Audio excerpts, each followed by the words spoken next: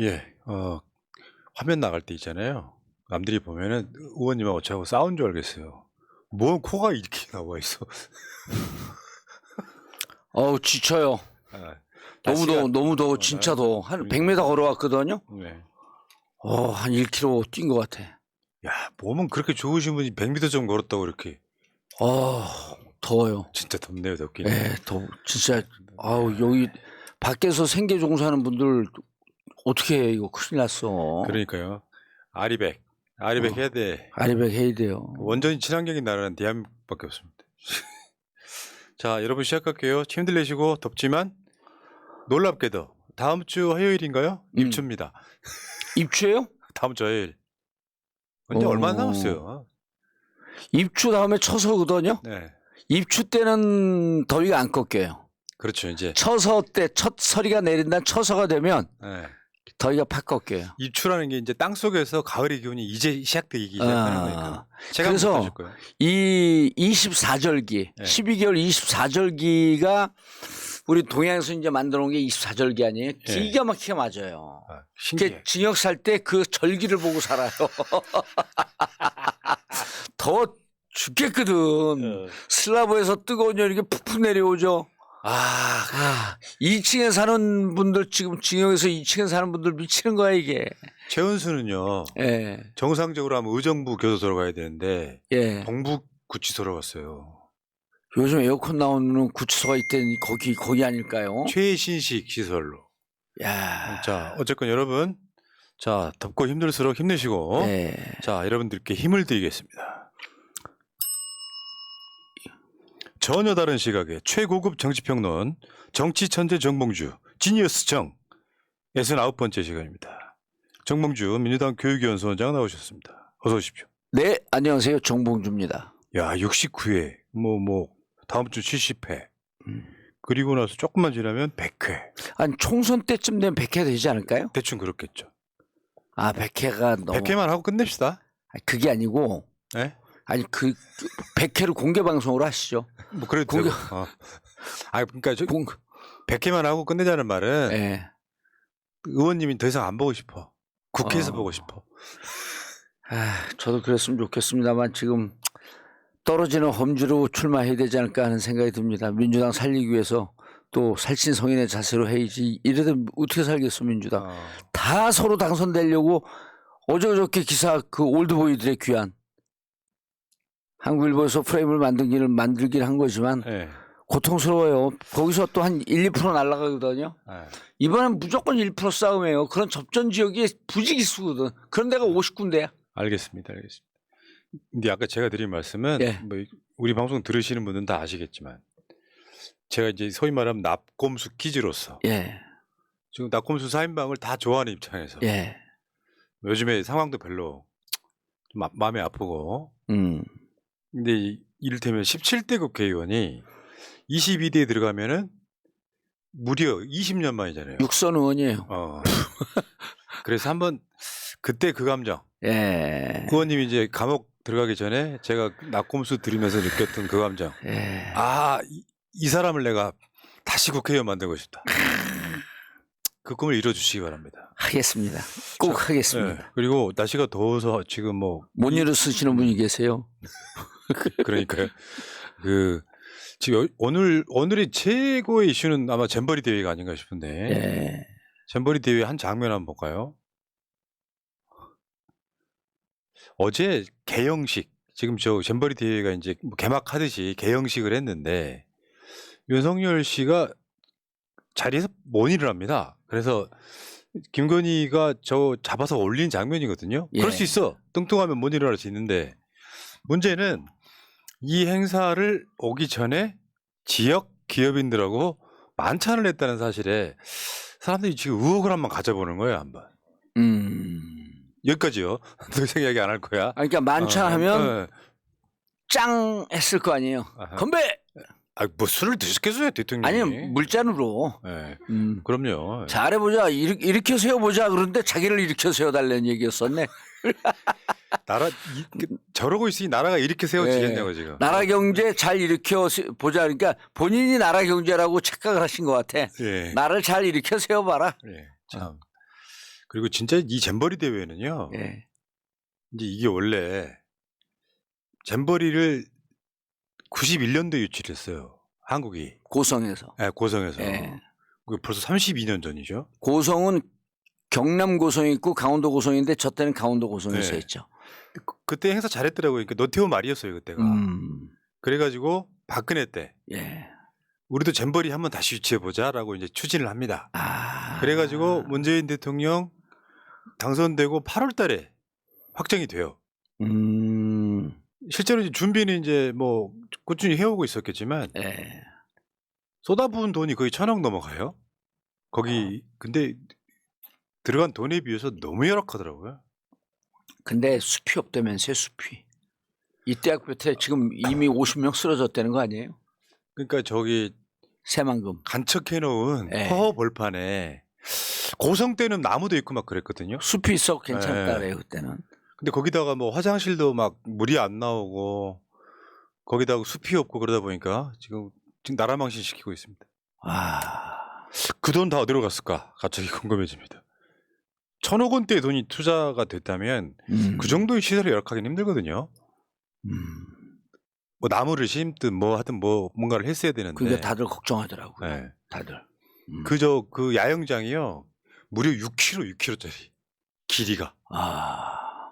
그리고 그 다 텐트 아니에요. 예. 예? 텐트나 그 임시 그 컨테이너 집을 줬을 텐데. 네. 와, 이 찜통수 어떻게 버티 저거를. 그러니까 뭐 그 이야기는 뭐 이따가 뭐 시사에서 꾸준히 다룰 거고. 어쨌건 지금 세계 청소년들이 4만 명 몰려왔는데 아주 난리가 났다는 사실에 또 분노를 표하네요. 예. 자, 그 다음에 하나만 더 알려드릴까요? 지금 2024 총선 출마자 교육을 본인은 하세요, 안 하세요? 아, 저요? 본인도 출마자면은 저 정치 신인이에요, 대상이. 신인들. 아, 신인들만. 예. 신인이시잖아요. 2024 저는 이제 90탄이죠. 늘 신인이시잖아요. 예. 예. 그래서 신인들 50명 모집해 갖고 하는데 내일까지 모집이 마감입니다. 아하. 예. 여러분 네. 신청하시려면요, 저 더불어민주당 당 홈페이지 여기 가셔갖고 지금 화면에 보이는 대로 접수를 하시기 바라겠고요. 지금 출마 예정자들이 엄청 많거든요. 저 프로그램 한번 교육 프로그램 보세요. 저거를 이제 우리 스태프들하고 부원장, 수석 부원장들하고 회의하고 짰는데 프로그램 진짜 좋거든요. 그러니까 이게 총선 출마자 교육인지 아니면은 무슨 전문 경영인들을 위한 교육인지 모를 정도로 아주 탄탄하게 짰어요. 이해찬, 정봉주, 김준영, 안상환, 윤준호, 이광수, 김현철, 이창술, 호사카 유지, 신민섭, 정창률 이런 분들이 지금 강사로 나오시네요. 그러면 이게 이런 교육을 받으면 어느 정도 뭔가 있어요? 그냥 실력이 좋아지는 거 말고는 없습니까? 나중에 이제 저게 그 동점자가 나올 경우에 경선 때, 이제 그 어드밴티지 이제 이런 게 적용이 돼서 당 교육에 참여를 많이 하게 되면 항상 당은 의무 교육 점수라는 게 있거든요. 아, 그럼 의무 교육 점수. 자, 이 더위에 열심히 하시네 진짜. 본인 코가 석자인데. 아니 우리 오늘 스태프들하고도 오늘 회의를 했는데 교육 프로그램 보고 프로그램의 내용이 참 좋게 잘 짜여졌다고 다른 부처에서 칭찬들을 많이 받았다 그래요. 자, 알겠습니다. 정치 신인분들 저 청년 이런 게 아니죠. 50대든 60대든 그럼요. 출마한 적이 없으면 벽보 붙인 적 없으면. 그리고 제일 중요한 게 저기에서 이제 선거 운동을 어떻게 할 건지에 대한 실무 교육도 좀 하고요. 선거법 교육도 하고 선거법이 의외로 복잡합니다. 그리고 우리나라의 지금 현재 남북한 그 중미 간 정세, 그다음에 경제 문제 이런 등등을 그 호사카 유지 교수 나오면 또 이제 후쿠시마 원전 문제하고 한일 관계 이런 걸 여러분들 공부해 두면 국회의원 돼도 결국은 실력 좋은 사람이 그 실력을 그 발휘할 수 있게 되거든요. 공부를 좀 탄탄하게 하면서 총선을 준비했으면 좋겠다라고 하는 바람입니다. 그 선거법 이야기 나와서 하는 이야기인데 이번에 국회에서 법 개정이 안 이루어져 가지고 지역에 가면 난리가 났더만요. 뭐냐면 이제 현수막 이런 거 무한대로 붙일 수 있게 지금 법이 공백 상태가 돼버렸어. 국민의힘 법사위원장이 태업하는 바람에 그러니까 재밌었습니다. 예. 자, 알겠습니다. 여러분 많은 관심 바라겠고요. 자, 본격 들어갈게요. 오늘은 날씨도 더운데 재밌는 이야기로 한번 예. 시작해 보겠습니다. 자, 엊그저께 여론조사 하나를 소개를 해드릴게요. 리서치 뷰가 한 여론조사에 보수 쪽 대권 주자는 누가 1위일까 했더니 한동훈, 유승민이 20%로 동률 1위였습니다. 일단 그리고 뒤를 이어서 오세훈, 원희룡, 홍준표, 이준석 이런 순서로 갑니다. 근데 보수 지지층만 놓고 봤더니 한동훈 36, 오세훈 13, 원희룡 11, 유승민 9 이 순서대로요. 그러니까 보수 지지층에서는 한동훈이 좀 월등하게 앞서는 것 같고 거기 이제 원희룡이 드디어 보수 지지층에서 오세훈 턱 밑에까지 쫓아왔다 이런 게 있고 예. 그 다음에 민주당으로 한번 가볼게요. 민주당은 이재명 37, 이낙연 15, 김동연 7 이 순서대고요. 진보층 지지층에서만 찾아보니까 이재명 58, 이낙연 11, 김동연 36, 김동연 6 이렇게 이렇게 되었고요. 그래 이제 사진으로도 한번 보면 저렇게 나옵니다. 그러니까 사실 민주당과 전체 국민 대상, 왼쪽이 전체 국민 대상, 오른쪽이 진보 지지층 대상인데 이쪽에서는 이견이 없어요. 그냥 이재명이에요, 이재명. 그래서 이 이야기를 하려고 하는 게 아니고 뭐 다 아는 이야기니까 보수 이야기를 한번 해보려고 합니다. 예. 자, 지금 이야기가 있잖아요. 국민의힘에서는 사실상 한동훈과 원희룡이 대선 놓고 각축하는 거다 뭐 이런 얘기가 있어요. 지금 현재 원희룡하고 한동훈이 국회에서 보이는 모습도 대선 행보다 이렇게 이야기하는 사람도 있습니다. 예. 근데 현재로서는 한동훈이 원희룡이 앞서는 형국이다. 일단 여기까지. 이거 어떻게 보십니까? 저는 한동훈은 이른바 이제 저게 이제 미디어 후보라고 하는 거거든요. 미디어 후보. 예. 언론이 띄워줘. 그렇죠. 언론에 이제 많이 노출됨으로 인해 갖고 예를 들어서 우리도 한 언론사에 저도 대선 주자 조사할 때 저도 좀 넣어주세요. 그럼 그 언론사가 의뢰할 때 눕니다. 의원님도 하세요. 아니 저는 이제 보수 후보로. 보수 후보로 하게 되면은 똘마니들이 기분 나빠할 거 아니에요. 보수들만 나온다고.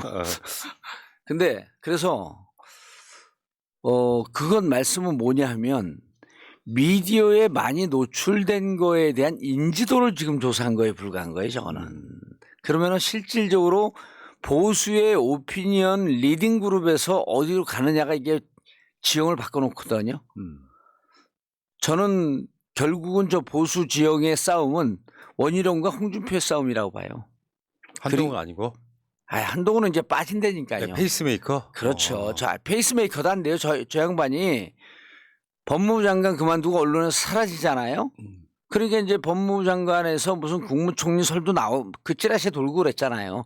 그렇게 언론에 끝까지 앞으로 5년 동안 4년 동안 노출되면 좀 살아남겠지만 언론에서 사라지는 순간 지지율이 쭉 빠져요. 그래서 원희룡, 홍준표, 오세훈 3위 각축전이 될 것이다. 그리고 거기에서 캐스팅 보트는 이준석이 질 것이다. 이렇게 보입니다. 훌륭한 분석이세요. 예. 언론은 지금 한동훈이 형광펜만 빼들어도 검투사 같다고 표현해주는. 예. 그러니까 기레기라는 얘기를 듣는 거예요. 예? 한동훈이 한 게 뭐 있는데요? 국회에서 깐죽거린 것밖에 더 있어요? 그러면 한동훈은 대선 출마나 총선 출마 의지가 있다고 보세요? 총선은 출마 안 할 거예요. 총선은. 약간 기회주의적 느낌 있죠. 분위기가 좋다면 분명히 할 텐데. 그거를 이제 기회주의적 특성이라고 보기보다는 그런 국민들이 좀 식상해하고 쭉쭉 박쥐적 근성이다. 박쥐적 근성. 네? 박쥐적 근성 맞습니다. 예. 맞습니다. 박쥐적 근성이다. 새가 됐다가 포유류가 됐다가 지 마음대로 이 변신을 하는. 그리고 마지막에 만약에 윤석열의 지지가 빠져갖고 윤석열 등에 칼을 꽂는 자가 보수의 적자가 될 것이다. 라는 프레임이 만들어질 수도 있어요. 아, 그렇지. 당연히. 누가 제일 먼저 칼을 꽂을까요? 한동훈. 짹짹. 그래서 예. 윤석열이 한동훈보다 원희룡을 더 신임한다 이런 썰이 막 돌더라고요. 그러면 지금 그리고 왜 그 얘기를 하냐면 윤석열 귀밑을 잡고 있는 사람이 지금 한동훈이거든요. 근데 한동훈을 싸고 있는 세력이 있어야 돼요. 정치는 물이 아니에요, 물이. 그럼 저들의 한동훈을 싸고 있는 세력들이 누구냐면 검사 출신들일 거 아니에요. 27기에서 32기거든요. 이복현이 아마 32기일 거예요. 그러면 지금 들어온 사람들 대부분이 윤석열 동기 24기, 그 다음에 뭐 대학 동창, 그 법제처장 이런 사람은 또 똑같이 24기면서 대학 동창이니까 거기도 뭐 십몇 학년, 11학년, 12학년쯤에 이제 사법고시를 패스했나 봐요. 이런 분들은 한동훈 주위에 있는 게 아니고 한동훈이 27기란 말입니다. 연수원. 27기서부터 32기. 보통 이제 27기, 29기 이렇게 한 기수씩 뛰어넘으면서 친해져요. 바로 또 직계는 밑에서 항상 으르렁거리면서 쳐다봅니다. 그래서 27기, 29기, 31기, 32기까지 요걸 싸고 있어야 되는데 최근에 이상한 소문이 들어와요. 원희룡도 법대 출신 아니에요. 원희룡도 검사 출신 변호사 아니에요. 그렇죠. 네. 한동훈을 싸고 있어야 할 세력이 원희룡 쪽으로 가고 있다? 이런 소문이 돌아요. 쉽게 표현하면 그쪽끼리는 서로 시기 질투하는 거죠. 세자책봉을 원희룡한테 할 거다. 그렇죠. 시기 질투하면서 어. 야, 우리가 한 팀으로 윤석열 사단으로 있었지 한동훈 네 사단이야? 이건 아니라는 거죠. 우리가 무슨 북한의 김일성 집단이야? 대를 이어 충성하게? 그건 아니라는 거예요. 그럼 결국은 그 사람이 얼만큼 리더십을 갖고 있냐? 근데 한동훈이 개인 검사로서의 한동훈이 능력이 있었을지 모르지만 정치인 중간 보스 아니면 그 우두머리 이런 자질은 안 보이잖아요. 찍찍 이거만 하잖아요. 그렇습니다. 예. 뭐랄까 무게감이랄까 이런 건 안 보이죠. 사실 법무부 장관이라고 하면은 네. 나이를 떠나가지고 좀 진중해야 되는데. 아니 무게감이 또 없어도 괜찮아요. 요즘 이제 그 트렌드 자체가 좀 이제 뭐 우리들처럼 또 경쾌하게 하는 사람들도 있는데 근데 뭐냐면 자기 식솔들을 케어하는 보수로서의 리더십이 안 보여요. 그게 핵심이에요. 그게 이제 우리가 봤을 때는 예. 술 안 먹는 것도 있을 거예요. 저번에 그 정담동 논란 때 술 안 먹는다 그랬죠. 술 안 먹는다 그랬다. 예, 술 안 먹는다라고 하는 것은 업무 이외의 자리를 하지 않는다는 뜻이거든요. 근데 업무 이외의 자리에서 모사를 꾸미는 거 아니에요. 영모로 꾸며야 될 거 아니에요. 영모. 왕의 꿈을 꾸는 자들이요. 그 관상에 그거 나오잖아요. 이정재가. 어이 관상직이 형반 내가 왕이 될 상인가? 네? 그러면서 그렇게 몰려다니잖아요. 네. 패거리가 돼갖고. 윤석열이 몰려다니는 거 아주 선수거든요. 근데 한동훈은 그런 게 없다 보니까 스킨십이나 리더십이 발휘가 안 되고 있다. 그러면 그렇죠. 누군가의 같은 검사 출신 법조인의 대안이 있어야 되는데 준표형은 너무 멀고 준표형은 형이 아니라 거의 아버지뻘, 삼촌뻘 이러잖아요. 그래서 원희룡에게 몰려가고 있다라고 하는 찌라시가 돌고 있는 이유가 그겁니다. 그리고 아까 저 여론조사에서도 보면 홍준표는 지금 빠져 있어요, 사실상. 근데 홍준표가 대단한 인물이에요. 그 대구에서 무소속으로 당선되고 난 다음에 대단한 정치인입니다. 북한의 논평이에요. 대단한 정치인입니다. 자, 지금 저쪽 돌아가는 상황을 보면 이런 측면도 있다고 봅니다. 그러니까 이 시점, 2년차 지나고 있는 이 시점, 총선 지나고 나면은 이제 윤석열이 뭐 어떤 자리에 어떤 변고가 생기지 않는 한 통상적인 정치 논법으로 보면 어느 정도 대세론이 있어야 돼요. 여당 내에서도. 근데 누구를 새롭게 끌어오는 건 불가능하고. 불가능하죠. 한덕수가 할 거야, 뭐 할 거야. 그럼 분명히 지금 우리가 거론한 사람들 오세훈, 원희룡, 홍준표, 이준석, 뭐 유승민, 한동훈 뭐 이런 사람들이 이제 그 중에서 나올 거 아니에요. 그런 과정에서 보면 어느 시점이 딱 지나고 나면 도드라지게 티가 올라오는 사람, 민주당처럼 압도적으로 이재명 같은 인물이 나와야 되는데 한동훈 1위는 좀 국힘 내부에서 보면 불안하다 이런 얘기죠. 제가 이제 최근에 또 이제 그쪽 의원들을 좀 봤어요. 그 국힘 쪽 의원들을 뭐 이제 우연한 자리에서 봤는데 이런 얘기를 해요. 정치는 결국은 그 적과도 소통을 하고 내가 싫어하는 사람들과 말을 섞어야 되는데 한동훈은 너무 극단적이다. 그렇죠. 캐릭터가 그렇죠. 예. 그래서 한동훈 주위에 정치인이 붙어 있기가 대단히 부담스럽다. 혼자 하는 싸움이 아니잖아요. 레이스라고 하는 게. 결국 한 무리가 쫙 가는 건데 이재명 대표도 당내 들어와서 조금 그 곤혹을 치를 때 보면은 정치인으로서 좀 이렇게 많은 일반 지지자는 많지만 함께하는 국회의원 그룹 이런 분들이 정치 경력이 여의도 경력이 짧다 보니까 그런 분들이 없어서 좀 이렇게 곤혹을 치렀던 적이 있었거든요. 한동훈도 마찬가지인 거죠. 여의도의 문법 예. 이를테면. 네. 그리고 여의도 패거리 근성 정신 그러니까 패거리가 부정적인 측면도 있지만 긍정적으로 결국은 집단이 함께 모여서 이 일을 풀어나가는 거거든요.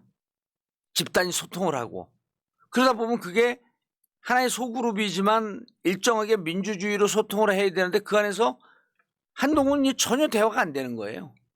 네. 그런 얘기를 그러니까 너무 극단적이다. 그러니까 여전히 피의자 피고인 잡을 때 그 검객으로서 칼을 쓰는 그런 거에만 능하지 이게 소통을 하고 조율을 하고 조정을 하고 정치는 조정의 미학이라 그러잖아요. 그런 게 잘 안 된다. 그래서 한동훈은 일장춘몽이다. 찍찍.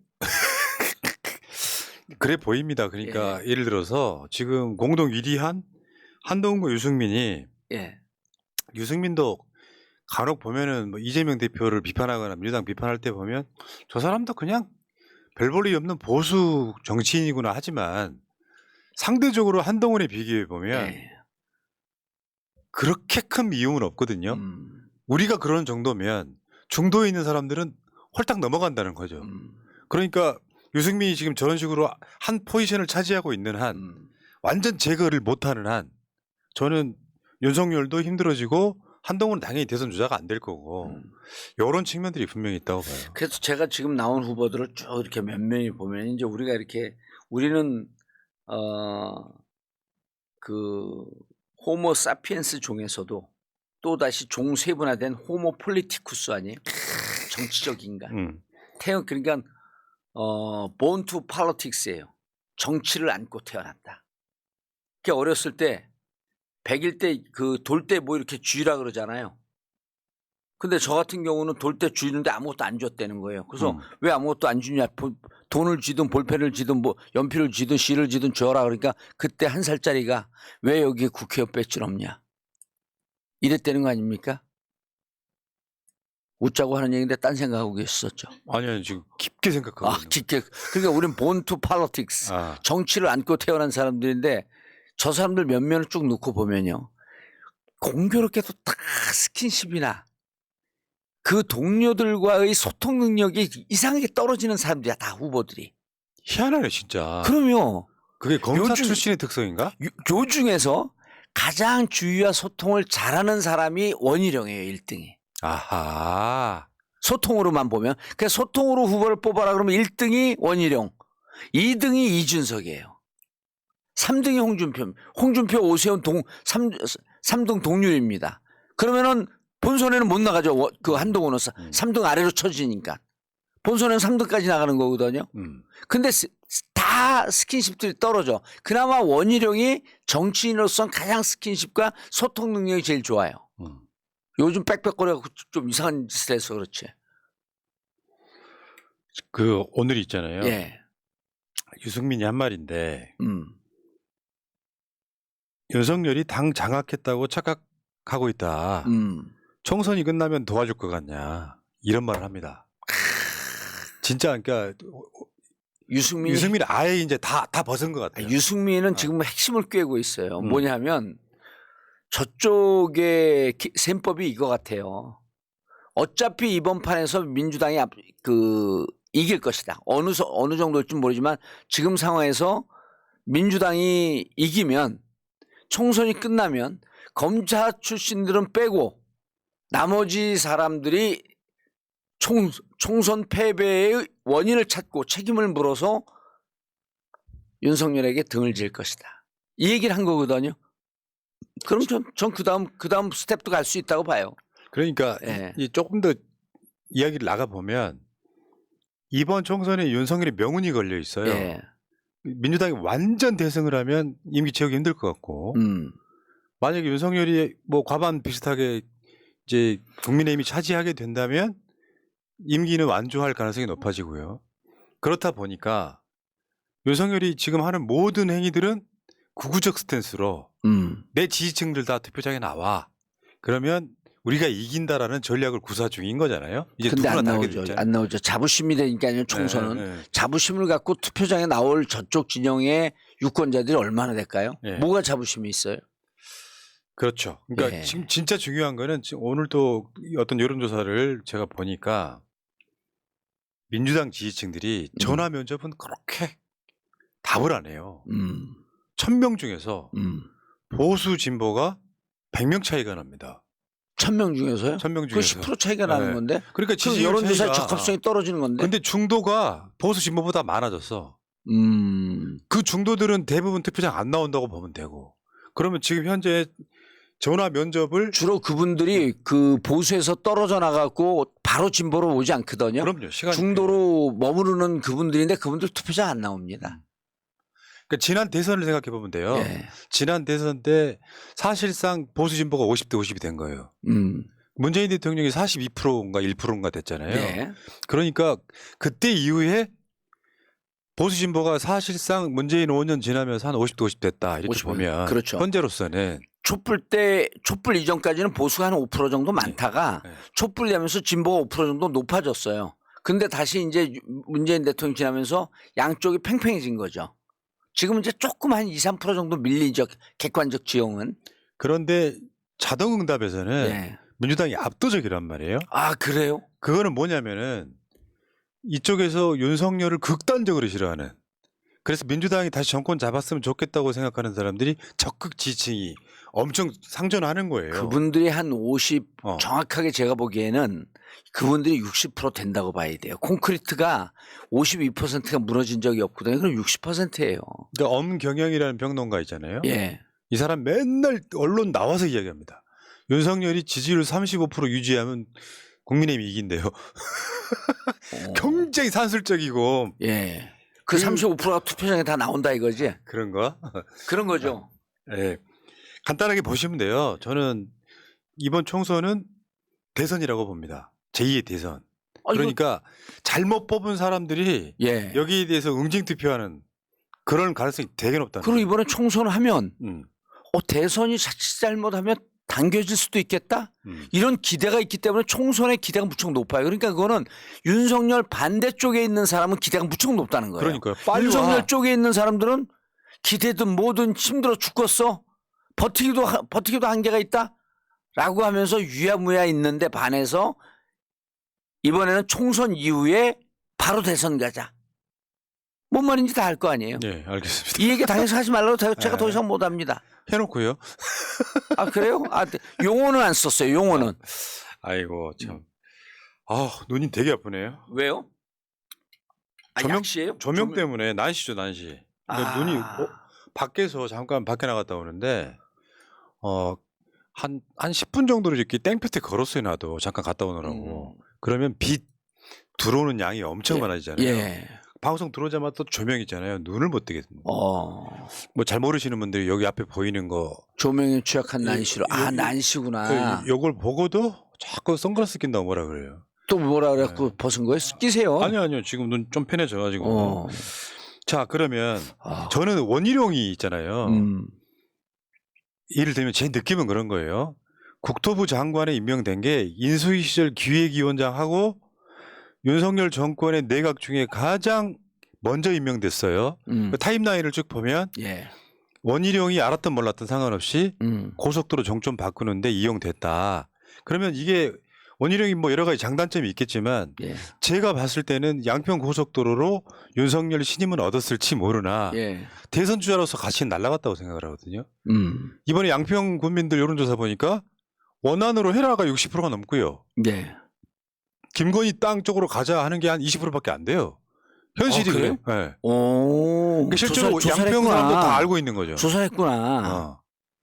아, 양평 분들은 원래 이게 이제 그 예타가 국가 정책 사업 아니에요.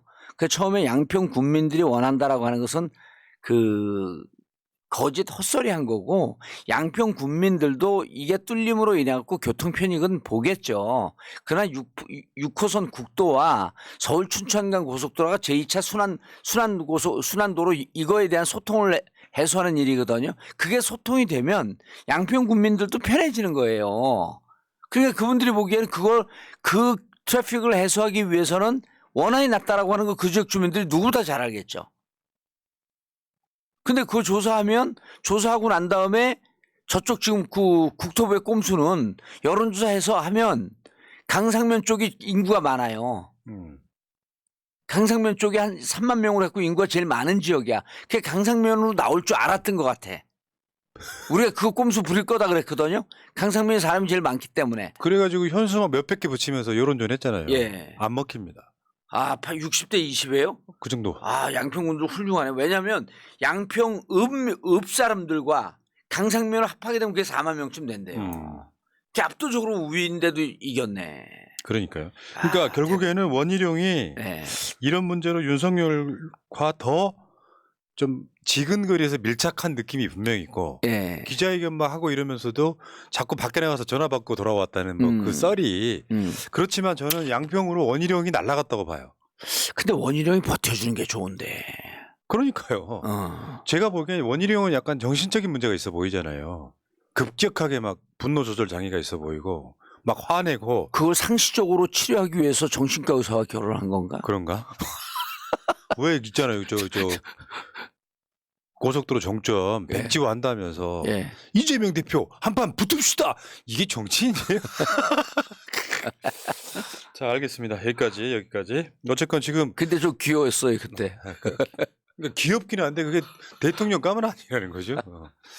자, 여권 내에서 지금 치열한 권력 싸움이 벌어지고 있다. 그게 총선 끝나고 나면 표면화될 거다. 판은요. 내부의 판은 원희룡이 판정승하고 있는 것 같아요. 네. 내부의 판을 보면. 그것도 아닌 것 같아요. 그래요? 왜냐하면 너무 원희룡이 앞서 나가 버리니까 네. 국민의힘 내에서는 불만이 많은 거죠. 자기 정치한다고. 자, 여기까지 하겠습니다. 아니, 벌써 30분이 지났어요? 그럼요. 이거 큰일 났네. 자, 약 먹을 시간. 예. 약 좀 먹을게요, 여러분. 자, 지금 처음 들어온 분들 모르지 않을까? 나라모. 네. 오, 이게 지금 머리카락 나게 하는 약. 이게 한약이 그러니까 양약이 아니고 한약 건강기능식품. 기능식품인데 한약류죠. 실제로요. 여러분들 잘 모르시지만 저 실제로 그 화면 말고 네. 실제로 보면 그렇게 머리카락이 아주 막 없는 사람은 아니에요. 누가요? 푸나님이요? 저. 머리숱 엄청 많아요. 그런 사람은 아닌데 점점점 M자가 커지고 있어. 그래서 나라모를 먹기 시작한 건데 지금 한 달쯤 됐죠. 지금 현재. 한 달이 아직 조금 안 됐을 거예요. 네, 한 달쯤 됐어. 한 2, 3일 남았죠 이제. 그래요? 4주 전에 시작했으니까. 네. 그러네. 그래? 야, 이게 머리가 나셔야 될 텐데. 이게 이런 건 있더라고요. 흰머리가 나는 거는 염색하면 되는데. 예. 숱이 빠지는 건. 숱이 빠지는 거는 제 이제 원래 꿈이 스킨헤드였어요. 스킨헤드. 머리 감는 게 너무 귀찮은 거예요. 근데 확실히 그런 거예요. 국회의원 중에요. 예. 저 사람하고 동갑이었어 하는 놀라는 사람들 되게 많습니다. 예를 들어 갖고 저하고요. 공주의 국회의원 하나 있잖아요. 한번 좀 사진을 찾아갖고 띄워줬으면 좋겠는데. 공주의 국회의원이요? 네, 정진석. 동갑이에요? 학교는 제가 하나 빨라요.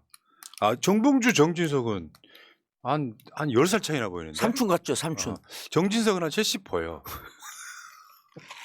제가 40으로 보인다 그래야지. 그래. 그럼 거기하고 50살 차이 나는 거, 30살 차이. 정진석하고 국회에서 말랐다가 야 진석아 그랬거든요. 그랬더니 김교웅 의원 있잖아요. 김교웅도 우리 또 갑장이거든요. 인천에. 그래요? 김교웅 의원이 봉주야, 너 엄마 형들한테 반말하냐? 반말하니까 싸가지 없다는 얘기 듣는 거야. 엄마 그래서 야 친구야, 막 우리 친구야 그랬더니 야 자식아 너 내가 얘기하면 좀 그만해라. 선배들한테 그게 말을 놓냐. 그리고 계속 그러니까 정진석 의원이 민망해갖고 아니 우리 친구예요 친구 그랬더니 김교웅 의원이 2년 동안 정진석 의원한테 형이라 그랬대요. 진짜? 예. 그러니까 김교웅이 그때서야 야 너 근데 왜 내가 형이라 그럴 때 가만히 있어 그러니까 형이라 그러면 가만히 있지 뭘 그거를 또 굳이 아니라 그래. 그러면 형이라고 하면 네. 이게 2년 지나서 못 바꾸는데 바꾸기 쉽지 않은데. 아니 근데 그 자리에서 또 김교웅 의원이 또 그 배짱 있는 사람이 그 자리에서 야 막 그럼 너 내가 형이라 그랬을 때 왜 가만히 있었냐고. 그랬구나. 그게 정진석, 김교웅, 정봉주가 동갑이다. 동갑입니다. 그러니까 외모 부심, 우리 정봉주 네. 의원의 외모 부심. 실제로 보면요, 이분은 이제 나이를 모르겠어요. 나이를 모르겠어. 왜 그러냐면 내가 이제 20년 만에 다시 국회로 들어간다고 해도 20년이 지났잖아요. 근데 그 나이를 모르겠는 이유가 이제 운동하는 것도 있겠지만 머리카락이 커요. 머리카락이. 예. 보면 그냥 신세대야, 신세대. 제가 근데 원래 고향이 그 나이를 잘 모르겠잖아요. 저기 나이아가라 폭포가 내 고향이에요. 그러니까 지금 그 드신 나라모를 먹고 저렇게 되셨다는 거 아니에요? 그렇죠. 그럼 뭐 이거 먹은 지 얼마나 되신 거예요? 저는 오래됐어요. 저 때 2007년, 2008년서부터 먹었어요. 근데 먹고 나갖고 나잖아요. 나고 일단 이 나라모 먹으면 이게 100% 국내산 곡물 아니에요. 근데 곡물인데 몸 건강에 너무 좋으니까 항상 컨디션이 좋아. 그러니까 머리가 다시 빠질지 어쩔지 모르는 그런 걱정보다도 우리 집사람은 그냥 아침 저녁으로 양치하듯이 꾸준히 먹어요. 그러니까 저거 이런 거죠. 머리카락이만 좋은 거 아니고 몸에 좋은 거고 일단은. 예, 몸이 좋아야지 머리가 근데 나요. 이제 걱정하시는 것처럼 뭐 양약 먹으면 호르몬 이런 것 때문에 뭐 안 좋은 게 아니냐. 호르몬이랑 아무 상관없는 예. 바로 그런 제품. 이거 사시려면요. 집으로 고. 예, 집으로 고에 가면 나라모가 있습니다. 여기 검색하시면은 정봉주 의원이 운영하는 폐쇄몰이 있습니다. 아니 저건 제가 운영하는 건 아니고요. 물론 이제 회사가 운영하는 예. 거겠지만 여기 들어가셔서 주문 한번 해보시기 바라겠습니다. 예. 남성 여성 상관없이. 자 지금 저도 한 달 먹었고요. 그리고 네이버에서 나라모 검색해도 되고요. 어디서 검색해도 관계없습니다. 알겠습니다. 그래서 한번 믿어보면 믿음은 납니다. 그래서 믿음 풍성 불신듬성. 이 더운 날씨에 예. 일국의 법무부 장관은 모자 쓰고 다니는 얼마나 힘들까요? 떼짱. 자 이거 드세요. 이거. 떼짱 찍찍. 한 3개월만 드셔보시자고요. 자 여기까지 하겠습니다. 지금 우리가 방송 의제 뽑기가 힘들었던 것은 뭐냐면 일단 국회가 쉬어. 8월 15일까지. 그러니까 국회발 이슈들이 별로 없어요. 그런데 알고 보면 8월에 전국은 시한폭탄이다. 저는 그런 결론 내려놓거든요. 시한폭탄이다. 맞아요. 일단 첫 번째 가깝게 온 것 중에 하나가 윤관석, 이성만 의원 구속영장 청구한 거. 저거 구속영장 청구를 다시 했다는 것 자체가 되게 악랄하지 않습니까? 저거 푸나님 저도 이제 어제 몰라갖고 그 변호사들한테 물어봤더니 변호사들도 자세히 조사는 안 하는데 언론에 잠깐 한번 나왔다 그러는데 이렇게 동일건으로 구속영장을 재청구한 의원들에게 한 게 20년 만인가 일이래요. 사실 있을 수 없는 일이잖아요. 법원이 또는 국회에서 불구속 수사해라고 하는 결론이 나버렸으면 그러면 더 이상 들어가면 안 되는 거죠. 아니, 같은 혐의로. 일반인들도 구속영장이 기각되면 결국 검찰은 보강해서 재청구할 것이다라고 발표를 하는데 재청구하는 경우가 잘 없다는 거예요. 그것도 국민이 뽑은 국회의원인데. 예, 근데 국회의원은 아니에요. 그리고 이미 입법기관, 국가를 대표하는 입법기관에서 명령을 한 거거든요. 그냥 불구속 수사하고 불구속 재판하는 게 맞는 것 같아. 이렇게 명령을 내렸어요. 그리고 헌법에 불구속 재판을 인권 문제 때문에 헌법과 형법에 불구속 재판을 원칙으로 하고 있어요. 그리고 이게 몇 년 전 일입니까? 3, 4년 전 일 아니에요. 이거 증거인멸 어떻게 하죠? 그다음에 증거를 갖고 있는 핵심 관계자들이 누구냐 하면 이정근 핸드폰이에요. 그다음에 강내구 핸드폰이에요. 핵심 관계자들이 구속이 되어 있잖아요. 그럼 어떻게 해야 됩니까? 정상적으로 하면? 핵심 관계자가 구속이 되어 있기 때문에 감옥에서 입을 맞출 수가 있어요. 같이 구속이 되면. 그러니까 공범들이 입을 맞춰서 증거인멸이나 상황을 조작하지 않게끔 하기 위해서 이성만 윤관석 의원은 불구속 수사를 해야 돼요. 가끔가다 언론에 보면 그런 얘기 있잖아요. 감옥에서 서로 사건을 조작을 했다. 입을 맞췄다. 근데 왜 저 사람도 그렇게 구속을 하려고 그러죠? 민주당은 부도덕한 집단. 그리고 돈봉투 뿌리는 정당. 그럼 여기서 진짜 해야 될 거는요. 오래된 사건이고 사건이 분산되어 있기 때문에 이 사건을 가장 잘 아는 송영길 의원은 구속을 해야죠. 일단 불러 조사도 안 하잖아 지금. 아니 불러 구속을 하는 게 아니라 죄송합니다. 말 실수했어요. 구속을 하는 게 아니라 일단 소환 조사를 해야 될 거 아니에요. 제가 그렇게 얘기하니까 김영남 의원이 변호사라고 이렇게 얘기해요. 아 이런 것은 밑에 쫙 저인망식으로 밑에 수사를 하다가 제일 최종 관계자는 마지막에 부른대요. 아니 마지막에 부르면 그동안에 증거인멸할 거 아니에요. 예?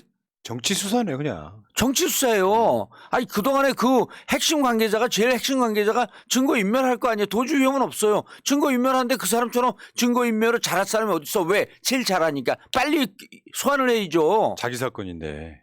그러니까 질질질 끌면서 총선 아젠다로 써먹기 위해서. 그러면 그리고 송영길을 불러갖고 만약에 송영길한테 혐의 적용이 불가능하게 되면 나머지 20명 30명 의원이라고 하는 설도 그 순간에 깨지는 거예요. 그러니까 안 하는 거예요. 진짜 나쁜 놈들이네. 진짜 악랄하기가. 와. 아 제가 설명하니까 좀 이해가 쉽죠. 네. 의원들도 이렇게 설명을 해야 돼요. 왜 송영길은 안 부르냐. 그리고 나 소환하라고 갔잖아요. 검찰청 앞으로. 그러면 아 우리가 부를 소환 그 수고를 덜어줘서 감사합니다. 갔더니 아직 준비가 안 됐대요. 그럼 왜 들어오라 그랬냐니까 민주당이 들어오라 그랬대. 그래놓고 지금 출근 금지 시켜놨지. 그러면 아니 민주당이 들어오라 그런 것도 있지만 검찰에서 조만간 부를 것이다. 그러니까 민주당이 그러니까 검찰에서 그 분위기를 조성을 했어요. 들어오라고. 그러고 나서 지금 오니까 조사를 안 해. 그러니까 이거는 그냥 정치 수사고 윤관석, 이성만 그다음에 의원들 몇몇 부르면서 민주당 쑥대밭 만들고 민주당 부도덕한 정당 만들려고 하는 프레임을 만들려고 하는데 이거 보세요. 이게 무슨 한약입니까? 재탕 삼탕 써먹게 이미 약발 다 떨어졌어요. 이거 갖고 민주당 지지율 안 떨어지니까 그만하세요. 그리고 이런 것도 있어. 이런 사건이 나면 네. 당사자들 반응 보면 대충 감이 와요.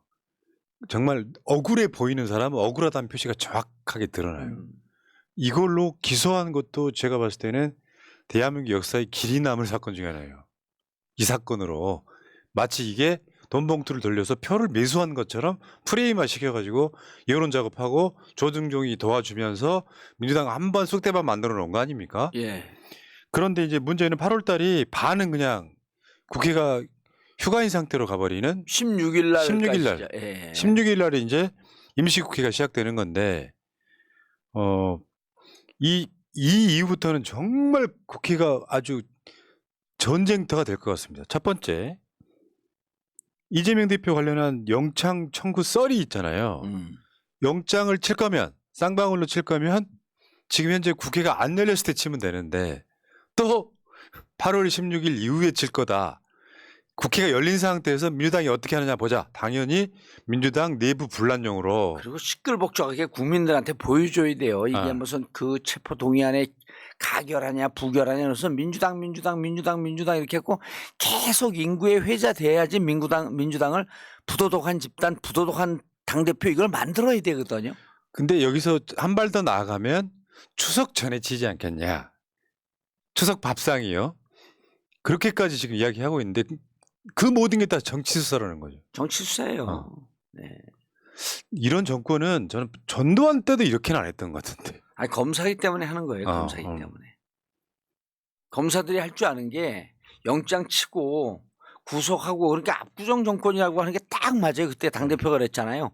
압수수색, 구속영장, 정치보복. 압구정 정권이에요.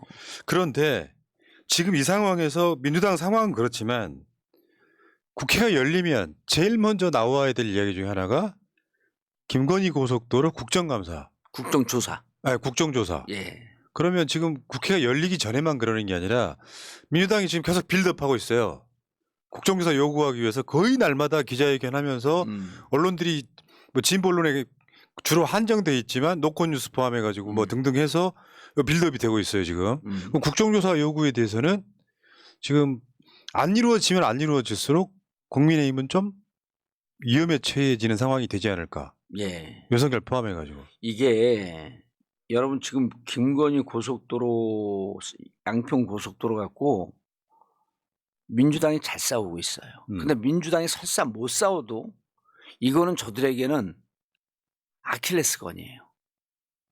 그걸 제가 어떻게 알았냐면 우리가 그래서 정봉주 TV에서 오늘 그 플랫슬랩에 대해서 좀 설명을 하거든요. 그게 왜 그렇게 된 건지. 원희룡이 거짓말 했잖아요. 전수조사 불가능합니다. 그래서 왜 불가능한지 제가 오늘 사진을 갖고 쫙 설명을 해줄 거거든요. 우리 정봉주 TV에서. 근데 그러다가 느닷없이 며칠 만에 빌드업을 사사삭 며칠 하더니 바로 국정조사를 때리잖아요. 근데 이제 민주당 요거에 대해서 좀 반응은 좀 실수했어. 저들이 국정조사 때리면요. 너네도 하나 요구하고 우리도 하나 요구하니까 둘 다 국정조사 가자. 이렇게 됐어야 되는데 민주당이 그건 국정조사 하나 많아야 맞는 얘기예요. 순살 아파트? 예, 순살 아파트. 나도 그렇게 생각했어요. 받지 왜 저거를 밀어내지? 받고 우리 국정조사를 하나 더 치고 들어가야 돼요. 그리고 국민들은 둘 다 알아야. 지금 원내대표 쪽에서 정치 잘못한 거예요. 그거는 진짜. 잘못한 거예요. 근데 어쨌든 우리가 국정조사를 밀고 들어가게 되면 그럴 때마다 저쪽에서 순살 아파트 들고 나오거든요. 얼마나 허망한 얘기인지는 7시 정봉주 TV를 봐야 돼요. 진짜 그러니까 이렇게 이걸 갖고 빌드업을 하고 이걸 갖고 혹세무민하는 걸 보고 이 사람도 이렇게 초조하구나. 뭐 건수 하나만 잡으면 이것이 마치 민주당이나 전 정권 탓인 것처럼 막 던지면서 자기들 방어하는 거죠. 용도가. 그래서 제가 어제 심지어는 어제 낮에 스트럭처 엔지니어 구조 설계사 구조 기술사를 만났어요. 이게 어떻게 된 거냐. 현장에서 뭐라 그런 줄 아세요? 쟤들 미친 애들 아니야? 그 정도? 너무너무 한심한 문제예요. 나라를 이렇게 끌고 가고 있다고. 그리고 또 거기에서 깃발을 든 게 또 원희룡이야. 그러니까 국토부 또 건이네 이게. 예. 그리고 하나 더요. 진짜 폭탄은 여기서 터진다. 이게 뭐냐면 이동관 방통위원장 청문회. 예, 그거 큽니다 지금. 저는 이제 제가 결론 내리기를 윤석열이 임명한 지금까지 말도 안 되는 인사가 수백 명이잖아요. 예. 가장 최악이 나온 거예요. 가장 최악이. 그러니까 최고 정점을 찍어버린 것이다. 근데 지금 이미 이제 4일날, 7일날, 4일날 감사원에서 그 박문진 이사 지금 조사한다 그러잖아요. 이동관 들어오자마자 바로 인사에 들어가요. MBC 사장 바꾸려고 하고 있고 KBS 사장 해임시키려고 하고 있고. 근데 이게 2010년도에 그때 당하던 MBC KBS가 아니에요. 이거 뭐 손 못 댑니다. 그들도 학습 효과가 있거든요. 순순히 못 안 당해요. 그리고 바닥은 언론사 기자들은 이미 아무리 기레기라고 우리가 욕을 해도 기본적으로 60-70%가 진보적 성향이에요. 거기다가 이번에 여론조사 보니까 조중동 종편 다 포함해가지고 80% 가까운 기자들이 이동관은 방통위원장 하면 안 돼. 이렇게 생각을 하고 있는 거예요. 압도적이잖아요. 그리고 이미 2017년에 나왔던 국정원 문건을 국정원 국정 적폐청산 태스크포스 문건을 보면 2010년도에 이동관이 공영방송 정상화라는 표현을 썼어요 그때. 지금도 또 쓰려고 그러는데 지금은 사람들 속아내는 거로 안 되니까 민영화시키겠다는 거거든요. 민영화는 방송법도 방송진흥법, 방송법 다 이 개정을 해야 돼요. 그러니까 이 사람들이 몰아붙이고 인사 좀 솎아내고 난 다음에 총선 이겨서 방송법 개정을 해갖고 뒤집어 엎겠다는 거거든요. 해봐라 그게 되나? 그러니까 윤석열 머릿속에는 정상화란 말이 꽂혀 있는 것 같아요. 예. 뭐 재정 건전화, 예. 정상화 이렇게 얘기를 하는데 이제 좀 있으면요. 아, 언론 노조 카르텔 얘기 나와요. 그렇겠네. 예. 그리고 KBS를 어떻게 얘들이 프레임화 시켰냐면 민주노총이 장악한 공영방송 이렇게 시켰는데 노영방송이라고 그러잖아요 지금은. 근데 이제 이렇게도 이야기를 하는 거죠. 문재인 정부 때 언론 장악을 했다. 그 증거로 한상혁 방통위원장이 종편 점수를 조작을 지시했다 같은 사실 아니거든요. 그 사실은 네. 그게. 그러니까 한상혁 위원장 기소할 때 그 내용에 넣지도 못한 거예요. 그거는. 얘네들이 끌어온 가짜 뉴스거든요. 예. 그래서 그건 한상혁은 못 넣었어요 기소할 때? 못 넣었어요. 점수 조작? 어.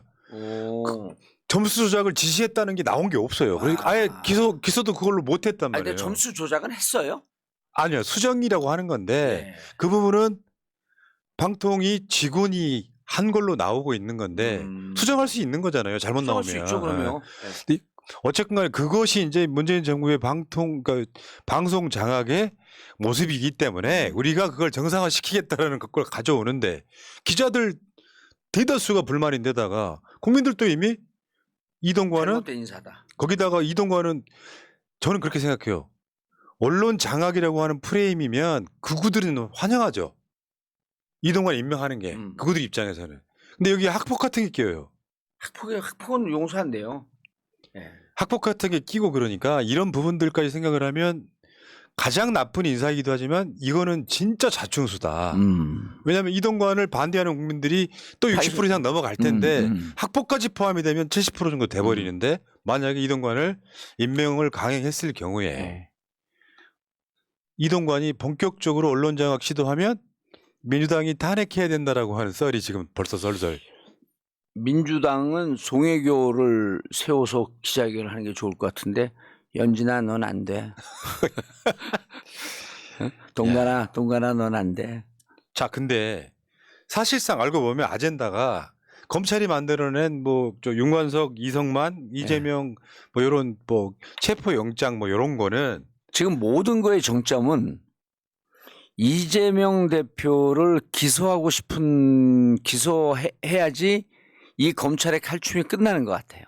거기에 모든 게 가 있거든요. 그래서 지금 이화영 부인을 탁달을 하고 있단 말이에요. 그래서 이화영 부인이 그 입장문을 MBC에 얼마나 이 친구들이 웃기는 친구들이냐면 MBC에다가 자신의 입장문이라고 그래갖고 월요일 날 줘요. 이화영 부인이. 근데 누구한테 주냐면 손석희 씨 아들이 거기 기자거든요. 손모 기자예요. 손모 기자한테 주니까 거기서 기사를 써요. 근데 그 다음날 백정화 씨, 이화영 부인이잖아요. 이 백정화 씨 계좌에서 몇 년 전 뭉칫돈이 발견돼. 그 수사기 위해서 소환했는데 소환에 응하지 않았다는 게 검찰 프레임이에요. 그러니까 조국 사냥하듯이 정경심 교수 사냥하듯이 또 사냥이 시작된 거예요. 그래갖고 무슨 일이 있었나 제가 봤어요. 2019년에 첫째 딸 결혼식이 있었어요. 그때 평화부시사로 있으니까 축의금 좀 들어왔을 거 아니에요. 와. 예? 그럼 축의금 들어오면 어떻게 합니까? 그 돈 이렇게 현찰로 많이 들어오잖아요. 요즘 뭐 계좌로 넣지만 여전히 현찰로 많으니까 그건 묶어갖고 그럼 딸 집 전세 얻는다 그러는데 또 좀 보태주고 축의금 들어온 거니까 또 법정 한도액이 5천만 원까지는 무상 양도가 그 비과세 양도가 되잖아요. 현재까지 그렇죠. 예. 그럼 그 5천만 원 주면 그 뭉칫돈이 어디까지인지 모르겠어요. 뭉칫돈 간 거죠. 와, 나쁜 놈들. 내가 그렇지 않아도 그 보도 처음 나왔을 때 예. 우리 스태프한테 이야기했어요. 이게 축의금 있나 찾아봐라. 결혼식이 있었나 찾아봐라. 왜냐하면 이재명 대표도 똑같은 방식으로 한번 그런 식으로 골탕 먹인 적이 있잖아요. 2019년에 딸 결혼식이 있어. 그때 초여름인가 뭐 이때예요. 아니면 늦여름인지 저도 갔었다니까요. 경기도 어디 저쪽 과천인가 어디 판교인가 어디에서 해갖고 저도 갔었어요. 그럼 그때 돈이 들어오면 뭉칫돈이 움직이지 않습니까? 또 집 얻으려면 딸 집 얻고 그러려면 돈이 계좌가 왔다 갔다 하잖아요. 그러니까 검찰 얘기도 50% 팩트야. 뭉칫돈이 왔다 갔다 했다. 그게 그러면서 슬쩍 쌍방울로부터 받은 이화영이 받은 돈이 아닌가 의심하고 있다. 그것 때문에 6번이나 불렀는데 안 갔다 이거잖아 지금. 그것 때문에 6번 부르진 않았어요. 그것도 그렇게 둔갑을 해봐요. 그 다음에 자 2020년에 이화영이 어디서 출마합니까? 용인 처인구에서 출마하거든요. 그럼 처인구에 가갖고 생판 모르는 지역에 가갖고 출마를 하기 때문에 거기에 전세 집을 얻습니다. 제가 확인해보니까 3억이 넘는 전세 집을 얻었다 그래요? 그럼 전세 집 얻으려면 통장에서 돈이 이쪽으로 가고 저쪽으로 가고 그러지 않습니까? 뭉칫돈이 왔다 갔다 한 거죠. 이게 뭐가 불법이에요? 윤석열 부인 김건희 계좌에는 뭉칫돈이 한 60억 있는데 그게 어디서 왔는지 아직 규명 안 됐거든요. 아니 그래서 부인이 그 규명 안 됐죠. 근데 부인이 이걸 해명을 해야지 아주 속세에서 못 살겠습니다. 그래서 제가 이랬어요. 사모님 해명하지 마세요. 그리고 또 그 기사를 어디다 주는 줄 아세요, 검찰이? 그러니까 검찰이 수사를 하라 그랬지 왜 정치를 하냐는 거야. 이화영 부인이 그 입장문을 MBC에 주니까 검찰이 그 내용을 MBC 같은 기자한테 줘요. 기사를 쓰라고. 그러니까 MBC에 낸 입장문을 누르기 위해서 뭉칫돈 기사를 줘요. 이게 검사들이 할 일입니까? 그러면서 MBC는 거기다 단독을 달죠. 단독을 달았죠. 이화영 부인 계좌에 뭉칫돈. 아니 그리고 검찰은 그걸 의심하고 있다. 밤 늦은 시간에 그 손모 기자가 확인 전화가 왔대고 그래고 다 확인해 줬대요. 근데 그건 또 반영을 안 해 기사에. 와, 씨. 진짜 그 보도에 그게 반영이 안 됐더라고요. 내용이. 그럼요. 아니 그랬고 그러면 부인 백모 씨는 2019년 딸의 결혼식이 있었고 딸의 결혼식 때 축의금으로 들어온 돈이 전세 자금으로 오간 흔적이 있었다. 라고 주장한다라고 한 줄만 다뤄주면 될 거 아니에요. 그러니까 이런 걸 등등을 해갖고 전체 가족들을 범죄 집단으로 몰아서 옥죄인 다음에 이재명에게 보고했다라고 하는 증언을 끄집어내고 그것을 법정에서도 세워서 하려고 하는데 그게 쉽게 되겠냐고요. 그러니까요. 악착같이 기소를 하려고 하는데 그렇게 쉽게 되겠냐고요, 이게. 그 지켜봐야 될 일인데 마지막 목표는 결국은 이재명 대표를 사냥하려고 길을 쓰고 있는 이 사람들이라고 하는 게 모습이 보이지 않습니까? 근데 이게 안 돼요. 이게 안 됩니다. 왜냐하면 이거 300만 불, 500만 불의 계약 그때 당시 기업 투자 유치를 위해서 나노스라고 하는 데가 2019년에 2019년 몇 월인지 기억이 안 나는데 나노스 기업 투자 유치 때 북한과 500만 불 계약 맺었다라고 하는 거 기업 공시에다 올려요 그거를. 그게 느닷없이 경기도 스마트팜 하기 위한 돈이라고 어떻게 둔갑이 됩니까? 이미 기업 공시에 올렸는데. 그래서 제가 이거를 취재하는 기자가 검찰 주장을 하길래 제가 어제 1시간 동안 설명을 해줬어요. 그러니까 이제 다 해명이 되네요. 자, 그러면은 이제 마지막으로 한번 이야기 한번 해볼게요. 뭐냐면 이동관 청문회가 있고 예. 막 지지고 볶을 거고 또 김건희 고속도로 국정조사 문제가 있을 거고 그렇게 되면서 사실은 윤석열이 굉장히 어려운 달이 될 수 있다. 그게 이제 이재명 대표를 구속 한 해 만에 제가 봤을 때는 8월 달 안에 그 영장 안 나올 가능성이 되게 높아 보이고요. 예. 즉 사실은 지금 아까 말씀하신 것처럼 윤관석, 이성만 의원 건도 송영길 불러서 조사하는 게 먼저일 텐데 그런 방식으로 괴롭히게 할 거고 어떻게 하든지 추석 뭐 이런 분위기로 끌어갈 거고 이 과정이 있을 거다. 이성만, 윤관석은요 3명의 영장 전담 판사가 있잖아요. 영장 전담 판사 중에 가장 영장을 잘 낼 사람에게 들이밀 거예요. 근데 저게 법적 완결성이 무척 떨어져요. 그래서 나는 영장 안 나올 거라고 봅니다. 그리고 판사들도요. 이번에 그 최은순 씨 그 구속시킨 판사도 용기를 낸 거거든요. 근데 판사 세계에서도 너무 검찰 정권 검사들에게 끌려간다라고 하는 자조적인 반성의 얘기가 많이 있다는 거예요. 당연히 그렇겠죠. 그럼 영장 전담 판사가 이거 이성만, 윤관석 20년 만에 했던 예고 국회 입법부에서 의결까지 한 얘기를 또 해갖고 또 영장을 내줘요? 난 그 판사 인생에 이게 오점이 될 거라고 봐요. 만약 그렇다고 한다면. 근데 이제 그런 개인적인 문제를 떠나갖고 법적 완결성이 있어야 될 거 아니에요. 그러니까요. 없다고 보는 겁니다. 그 윤석열 장모가 법정 구속되듯이 그래도 판사들 괜찮은 분들 꽤 많이 있더라고요. 그러면 자기들끼리 이렇게 자부심을 갖고 살잖아요. 뭐냐면 월급은 그 자기들 하는 일에 비해서 월급 작고 사회적으로 뭐 이제 또 애들 중학교 고등학교 과외비도 없고 뭐 이런 고충들이 있지만 당신들을 보고 있는 이 시대 마지막 양심의 보루라고 믿고 있는 국민들의 눈을 생각하면 그렇게 함부로 판결하면 안 돼요. 영장 함부로 내주면 안 돼요. 영장 남발 시대 아닙니까 지금. 왜? 검찰 정권이 들었으니까. 저 오히려 저는 이제 8월이 지금 세게 부딪히는 예. 한 달이잖아요. 저는 윤석열이 무참히 깨질 이슈. 왜냐하면 이미 민주당이나 이재명 대표 등에 대한 이런 검찰의 수사는 정치 검찰의 탄압 프레임으로 지금 잡혀 있는 상황이고, 그렇게 또 국민들이 인식을 해야죠. 이동관하고 김건희 고속도로는 정반대로 지금 그러니까 윤석열의 비리, 무능, 뭐 폭정 이런 걸로 또 잡혀 있는 상황이기 때문에 저는 윤석열이 8월 달에 무참히 깨진다고 봅니다. 마치 맞을 거예요. 잼버리 개영식에서 못 일어나듯이. 자, 그러니까 문제는요. 저는 지금 제일 중요한 문제는 지지층이고 정치인들이고 단일 대우로 맞서면 이겨요. 이 사건은 다. 8월달 자체가 전체 이런 분위기인데 그러면 무조건 힘들다고 막 이제 댓글 몰려다니면서 이제 막 악플 달면서 말로만 하면 뭐하냐 막 계속 쪼는 사람들이 있잖아요. 그게 아니고 지금은 청구가 윤석열 할 때 행할 때입니다. 우리 지지자들은요. 제가 재밌는 관심 사안을 던져줄게요.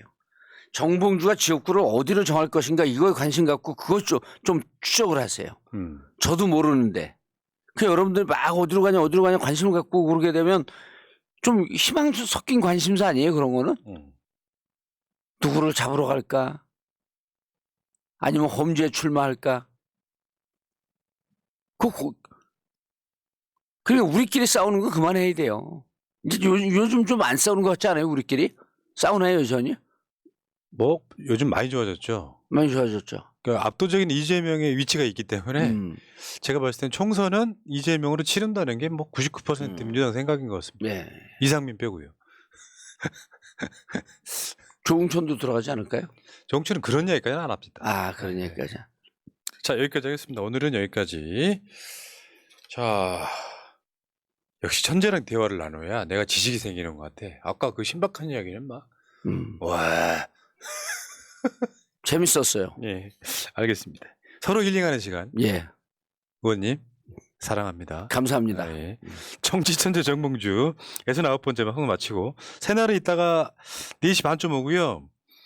바로 와요. 바로 한 30분 후에 오고 이따가 그리고나 그거 끝나고 나면은 정봉주 TV는 7시 이렇게. 예. 바로 이 장소에서. 계속 연결하세요. 예. 예. 갑니다. 민주주의 평화 통일 다 죽어간다 이대로는 놔둘 수 없다 자 다시 한번 해보는 거야 자 다시 한번 싸우는 거야 자 손 맞잡고 어깨를 걸고 우리 함께 이기는 거야 자 다시 한번 해보는 거야 자 다시 한번 싸우는 거야 자 손 맞잡고 어깨를 걸고 우리 함께 이기는 거야 자 다시 한번 해보는 거야 자 다시 한번 싸우는 거야 자 손 맞잡고 어깨를 걸고 우리 함께 이기는 거야 자 다시 한번 해보는 거야 자 다시 한번 싸우는